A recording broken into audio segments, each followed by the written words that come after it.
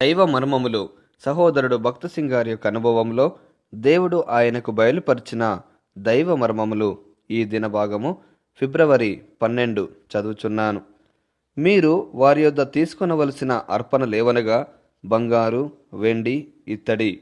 నిర్గమకాండము 25వ అధ్యాయము 3వ వచనము. బంగారు, వెండి, ఇత్తడి యొక్క ఆత్మీయ అర్థం ఏమి? బంగారు దైవ స్వభావమును గూర్చి మాట్లాడును. మనకందరికీ దైవిక జ్ఞానము, తెలివి, బలము అవసరము.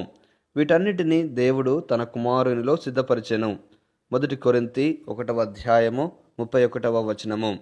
యేసుక్రీస్తు ప్రభు యొక్క దైవిక ఏర్పాటును అనుసరించి మనము కార్యములను జరిగించినప్పుడు ఆయన మందిరం కొరకైన బంగారమును సిద్ధపరచువారంగా ఉందుము. వెండి విమోచనను గూర్చి మాట్లాడును. మన ప్రభువు బానిసగా మన కొరకు 30 వెండి నాణెములకు అమ్మబడెను. కానీ మనలను రక్షించుటకు ఆయన స్వంత ప్రాణాధారమైన రక్తమును ధారపోసెను. ప్రత్యక్షపు గుడారములోని వెండి మనలను రక్షించుటకై మన ప్రభువు చెల్లించిన క్రయమును గూర్చి మాట్లాడును. మనము తిరిగి జన్మించినప్పుడు ఆయనచే విలువబెట్టి కొనబడిన వారము అగుదుము. 1 కొరింథీ 6వ అధ్యాయము 20వ వచనము. ఇక మీదట ఇవి మా చేతులు, మా పాదములు, మా కన్నులు అని చెప్పజాలము. ఆయన స్వరక్తము చేత మనలను కొనెను గనుక అవన్నీ యేసుక్రీస్తునకే సంబంధించినవి. 1 పేతురు 1వ అధ్యాయము 18, 19 వచనములు. మన శరీరములు పరిశుద్ధాత్మకు ఆలయములై ఉన్నవి. 1 కొరింథీ 6వ అధ్యాయము 19వ వచనము. కనుక మన వస్త్రధారణ, అలవాట్లు, మాటల ద్వారా దేవుని మహిమపరచవలెను. 1 తెస్సలోనికలకు రాసిన పత్రిక 4వ అధ్యాయము 4వ వచనము, 5వ వచనము.